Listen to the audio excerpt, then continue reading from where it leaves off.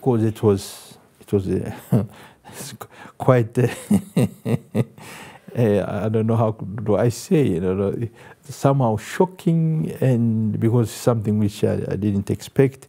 Yeah, but well, I took it just like it was, and then immediately I said, "But who am I now?"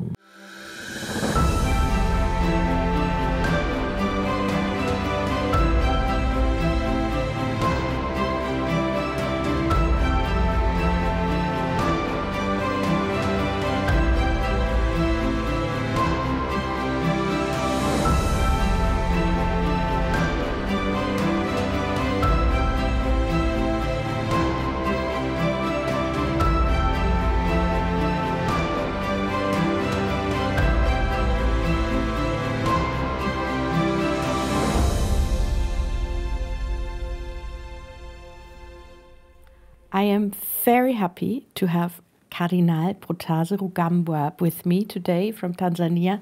Welcome. It's so good to have you here. It's a pleasure. It's not, being in Austria is not something new for you, is it? No, it's not the first time I've been to Austria already. And did you help out as a young priest in an Austrian Not parish? a lot, but I did. When I was a student in Rome from 1994 to 1998, well, I got that opportunity to study the German language. And then I studied the German language not because I was forced by someone, but because it was one of the necessities for my studies. See, I did pastoral theology. Okay.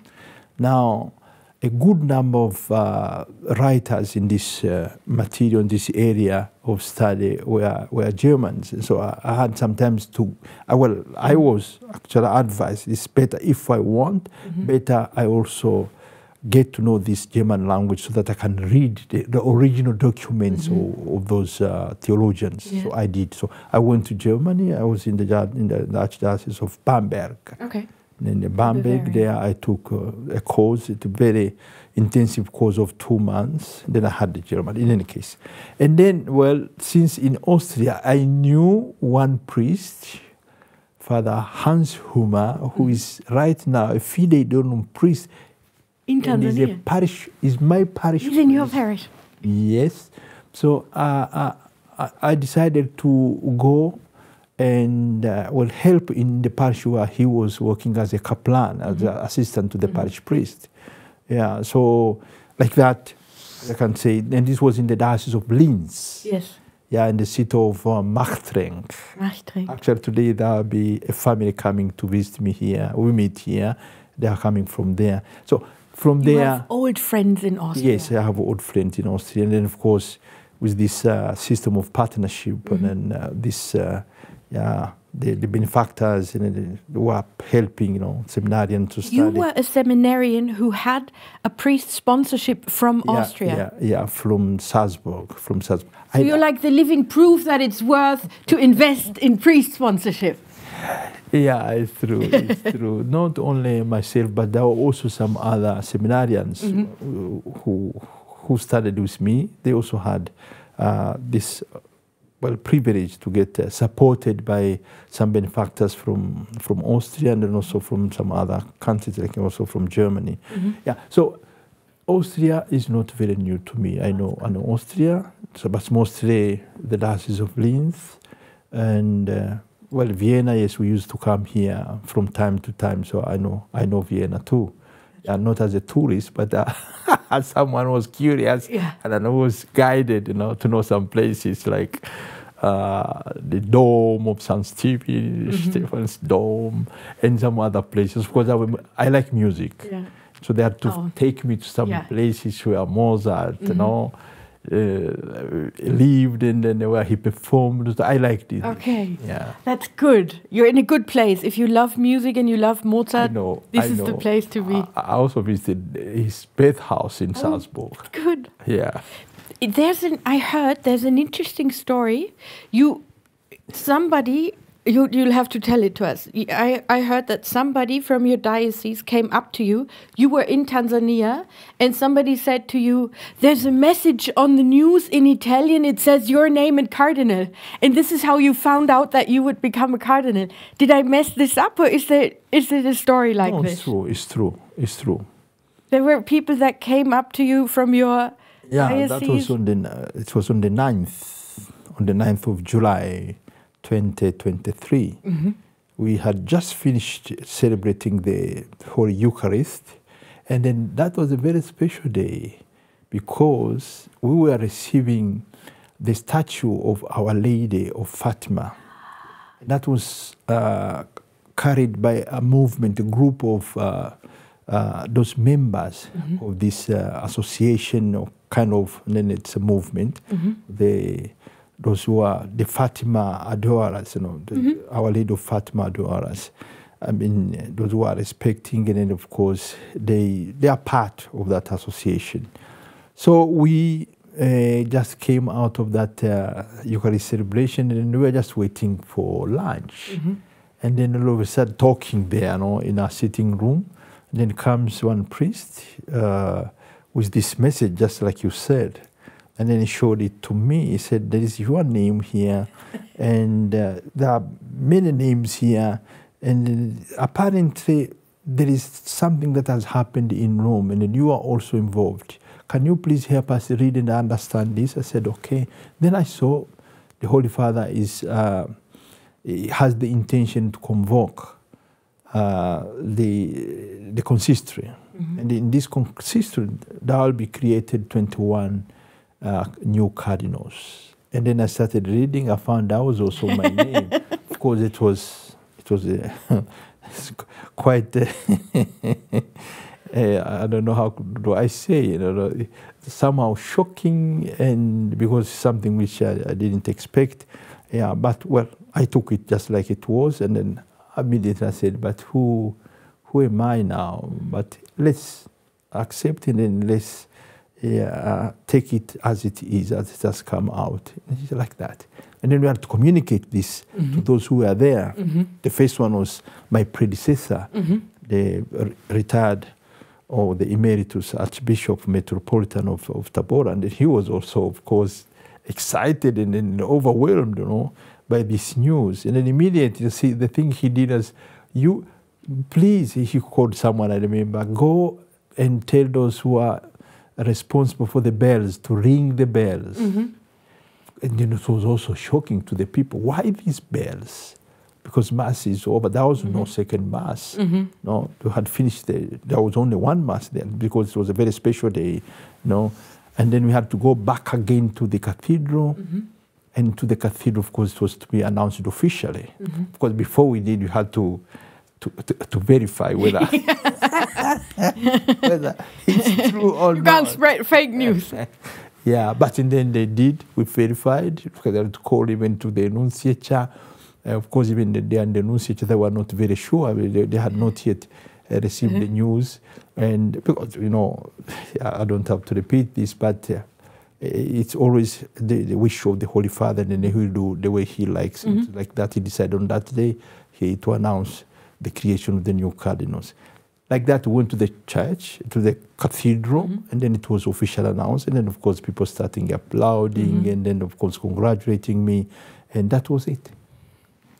And were you, I heard a lady from your diocese said, we always thought if there was a cardinal in Tanzania, he's from Dar es Salaam. And now there's one from Tabora. And they were really, people felt happy and honored, and it was a privilege to them. For you, were you only happy, or did you also think, oh, this is a huge job? Were you afraid? Can you say something about that? Yeah. Well, the Holy Father appointing or designating someone as cardinal from not the capital like it used to be. Actually, Dar es Salaam is no longer capital now in Tanzania. It's just a business city, seat of administration. Otherwise, we have Dodoma as the capital city of Tanzania. Yeah, but in any case, the Holy Father designating or appointing cardinals who are coming not from big centers, not capitals. It has now become a commonplace thing. We know there have been many now who have been appointed coming from sees that were never, or they never had a cardinal. And then we see them now having cardinals. So for me, it was not something to question. No, I knew already. I was in Rome. I knew we have been following these things. I knew cardinals were appointed from those ecclesiastical territories that were under the jurisdiction of the Congregation for the Evangelization of People. So I knew that. So for me, it was not a big concern. The concern was, I've been appointed now, future cardinal, be created, and it was announced during the date on the 30th of September that year, 2023. Yeah, but for the people, yes, it was a big concern because they were used. In Tanzania, we have had 2 cardinals. The first was Cardinal Rugambwa. And don't get surprised, don't get shocked. There was the first one shared your last name. Yeah, Rugambwa, who was also from my region, from Kagera region, from the northern part of Tanzania, northwest, you can say, of Tanzania. So now you are a cardinal in charge of mission in a missionary territory. So in a way, could you say it makes total sense with the strategy? Well, of course, what comes first is the diocesan leadership or archdiocesan leadership. From the pastoral point of view, that which I can say is the primary role, or my primary role, is the fact that I am Archbishop of the Metropolitan See of Tabora. And I have to be faithful to that. I have to work hard for that. I have to dedicate myself for that work. And then on top of that, then the Holy Father, of course, wanted also that I become part of that College of Cardinals, one of the advisors to him. And not only that, but also with other responsibilities and duties I take or I assumed as a cardinal. Yeah, but that comes in the second place. Now, as Archbishop of the Metropolitan Archdiocese of Tabora, of course, this is also, it's a metropolitan see. I have to work also within my archdiocese, that's the Archdiocese of Tabora, with my people. Priests are there, bishops can also be there, but now there are priests who are there, and then religious men and women. And of course, there are also the lay leaders who are collaborating with the consecrated, and then with the pastors. We work together. We have to make sure that this diocese keeps on going and does what it should do. And is your diocese growing? Because there's a lot of people who there hasn't happened any first evangelization yet, and it's something that you are also dedicated to? Of course, the diocese is growing. I told you, it is from the area, I mean, from the point of view of the area, superficial distances, it's the biggest diocese in Tanzania, with more than 76,000 square kilometers. I don't know how big is Austria, but it's a big archdiocese. Of course, the population, I told you, is over 3 million, but the Catholics are 300. We have but we have 29 parishes, but there are new parishes that are to be created. We call them the quasi-parishes. Yeah, they will be created in the near future. So you call them the what parishes? Quasi-parishes. Quasi-parishes. Quasi-parishes. These are being prepared to becoming parishes. Okay. And we have about 6 or 7 of them. So in the near future, we'll be having a good number of parishes. And then, of course, the population is increasing. The demography, if you go to check in Tanzania, actually, I was reading somewhere, I think yesterday or the day before yesterday, it was written that in the year 2035, most probably the population of Tanzania will double. From now? Yes. Until then? I was shocked. Yeah, they say now we are 60, about maybe next year will be 67. But from the last census, well, the number that came out was 62.3, I think, or 0.4 million. Million. Now, if it doubles, means we'll be over 100 million. There's a lot of new Catholics. So, of course. To be made. When the number doubles or when the number increases, it's not only for the not-baptized or also for the Muslims, but also for the Catholics. So we have to be prepared now that our pastoral activities or our pastoral duties are very well planned, and then we have a good approach in order to cater to this increasing number of not only civilians, but also the faithful in our different confessional, different religions. In any case, going back again to your question, so this is the diocese, which also has to be planned, from the different viewpoints, pastorally, socially, because as a church, we are not only involved in the pastoral work from the point of view of evangelization. Of course, I told you, there is ongoing evangelization. I would not like to talk about new evangelization, but like I say, it's ongoing evangelization that has to answer to the needs of the time. Yes. Can call it new evangelization or whatever, but it's also evangelization that has to grow, that has, of course, to answer to the needs of our people and especially our believers. This is one. It's good news that has to be promoted and that has to be transmitted to the people, especially those who haven't got that chance or opportunity to get informed about Christ in whom we believe and then whatever the Christian tenets and then everything. But there are also this other area, the social area of life in which we are involved. This is classical. The missionaries did it. We also are doing it now. And then, of course, it's a necessity. And it's something which is very relevant to our mission. Question of education. We are involved into this. I think this evening I'll be talking about that, I think. So I don't have to do it here.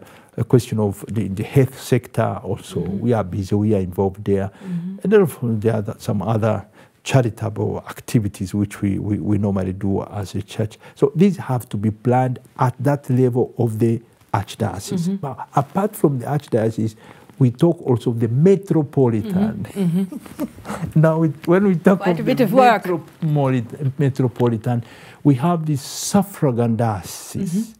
Well, the Metropolitan of Tabora is not very big. Actually, it has 3 suffragan dioceses, Kahama diocese, and then we have Kigoma diocese and Mpanda diocese. These are 3 suffragan dioceses. So there are some other activities which we plan together with my fellow brother bishops, and then we have to make sure that we realize them according to our plans. And then there are moments when we have to do this at that level of the Metropolitan. So I'm not only pastorally inside there, the Archdiocese of Tabora, but sometimes you have to go. Already yesterday, actually, I received the message. They are asking us, in this beginning of the new year, to present, with activities we have that touch, our Metropolitan. This is already. So I was, please let me finish with this visit here. I go back home and then I can easily collaborate. It's good. You can do it online, I know. But sometimes it's better when you are in your office and then you are, you're more touch. You are physically working with the people you have to work with. Yeah. So this is the. But then of course the other one will be as cardinal. Yeah, you have more jobs there. I'm already a member now of 2 dicasteries.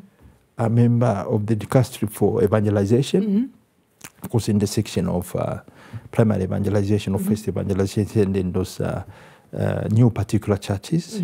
Then we have meetings, like last year to go. We had an extraordinary plenary assembly which I had to attend. And then also I'm also a member of the dicastery for divine worship and the discipline of the sacraments. That's beautiful. Yeah, at least until now, I'm into dicasteries. Of course, those who are in diocese, normally, they are not like those who are in Rome. When you are in Rome, you'll be a member into many dicasteries. But for us, we already have the work there, which is also not an easy, not a simple task. So I think they try to save us from a lot of duties and a lot of activities or movements up and down from time to time. Yeah.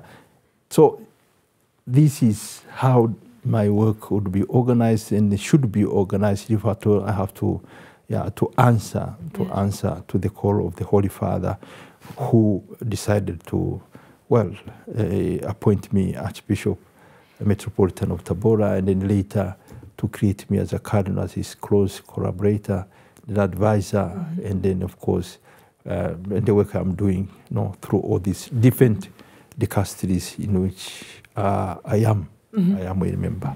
I think it's interesting that in your diocese, Catholics are a minority, but you say living together is very peaceful with the Muslim majority, and we already mentioned the traditional African religions of the nomadic tribes. Why is it peaceful? Where does that come from? Because there's so many places in the world where it's not peaceful. And is there something do you have a secret? Is there something, it's probably been traditionally peaceful, but how does it work? And how, you said there's even Muslims who are interested in Christianity and Catholicism, but it still remains peaceful. Yeah, and Tanzania, history has it, if I were to be concrete. We think the first president of Tanzania, Mwalimu Nyerere, Julius Kambarage Nyerere, you must have heard about him, for what he did in order to unite all the then Tanganyikans, if you want, because Tanzania came only later, after the union between Tanganyika, we say Tanzania mainland, and then the Tanzania, the Unguja, the islands of Zanzibar. But before, it was Tanganyika, and then Zanzibar was there, and the Arabs, and then later, of course, with the revolution, they became so independent, and then later we united. So Nyerere, when he was fighting for independence with his fellow partisans, he used the Swahili language as a tool that could unite the people, the Tanzanians, and he succeeded. So with this Swahili, which is now our national language, but at the same time it's an official language, Nyerere kind of developed a one culture of this one man or of this Tanzanian, and of Tanzania, one culture. So people already from the time of shortly before independence started to boast, and then of course to know each other as Tanzanians, as one nation, one people, one brother and one sister, Tanzanian. But what united them was the Swahili language. That's really interesting. And this, when you ask me, I don't know. I don't know whether I'm right, but I find this was actually a tool that united these different ethnic groups that were in Tanzania, and then to come up with one culture, the culture of the Tanzanians, which has in the long run created what I could say that's a nation that stands to feel that it's one nation, and all those who are there as Tanzanians, regardless of their ethnic groups, of their tribes, of the places from where they come, they are brothers and sisters, Tanzanians. That's beautiful. Thank you. So I wasn't aware of that. And there's one thing I can say in Swahili. That's Mungu anatupenda. Mungu anapenda nyote. So we became brothers and sisters, Tanzanians. And in this you find even when you go outside. Like I remember when I was a student in Rome, that sense of belonging was really very strong. Yeah, because we feel we are brothers, Tanzanians. They say, we are from Tanzania. They are from which part of Tanzania? We know everything. You don't fear even meeting someone or talking with someone. No. Because you find he is you. Beautiful. and she's you and you are what she is or what he is. Coming from the north, in Tanzania we have more than 120 different tribal groups. Yes. And there's no problem between There's them. no problem. But what makes us unite and then share, interact, Swahili. I didn't know that. Thank you. That's a really inspiring story. I didn't know that there was this strong sense of unity through this language. No, that is there. That is there. Even in the church, because I'm now talking now from the point of view of the church. No, in Tanzania, our liturgy, no, Swahili is a liturgical language of Tanzania. And not only that, but also when you come to the doctrine, all those doctrinal documents that are coming from Rome, liturgical documents, moral documents, always the first thing we do, they are translated. Okay. So people really feel it's their church. They really understand what's coming and then they all will know immediately. All those who went to school, primary school, of course, they know Swahili. Meaning there's a big number of the Tanzanians that whenever we have a document, we have something to communicate easily, can be communicated, be transmitted, and people understand it. Yeah, this is also the good thing. It's also something very positive, not only from the social point of view, but even from the ecclesial point of view. I heard someone from your diocese saying about you that you are a priest like a father, you're fatherly. I think that your concern for people really understanding that is something very fatherly. But how do you become a good father as a priest? How does it work? It's so important. You're fatherly. That's what, I mean, we've only just met, but I have this impression now. But somebody from your diocese who works with you said that about you. How do you become a real father?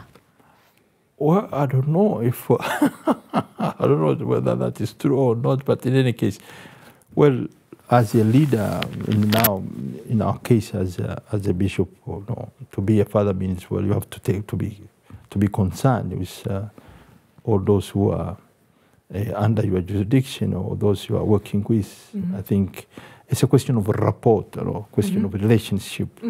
No, if they want to call you father in the sense or meaning that you care, you have that paternal love, you have that sense of feeling, the being in the to get into the shoes of others. I think it's very natural that should come. You should not force it, But otherwise, in a very simple way, I would say is being ready to take care of all those, that have been entrusted to you, to take care of, hopefully to guide, to lead. And then you become serious about that, and then of course to feel with them, to feel their pangs, to feel you are in their situation, and then to be ready, of course, to help them come out of predicaments if they are there, and then of course be ready even to help them grow, improve, and for the better of the work you are doing, or for the better of the people you are helping. If it's a question of ministers talking, and then of course appreciating what a leader is doing, I think that would be the only way I can say that you become now a father, someone who is caring, someone who does well, and then he takes care of all, without discrimination, and of course be ready to enter into the situation of the people, as I said, the predicaments if they are there, the successes if they are there, promote them, and then you promote them at the for all, not only in a discriminate way, but for all, and then for the good of all the people, and then for the good of your area where you are a leader. And one final question. Yes. I'm Catholic and I love the church. What is my job right now? What does the world need the most from the church? And how can I as a person in the church, how can I work for the good of the people in the church? You have to live your faith. That's one thing. And you have to, how can I say it now? You have to witness to your faith. No? Not only working for the church, but of course living as a Christian and then as a believer. And then those people will see you doing that. They will be attracted also. Like that, you'll be evangelizing by your life, by your witness, by your living. This is what I can say. Thank you. Yeah. Thank you, Your Eminence. Let's do this. You Anne, and I, in you are our welcome. positions, Yes, we live our faith. sure. Abonnieren Sie unseren YouTube-Kanal und bleiben Sie mit uns verbunden.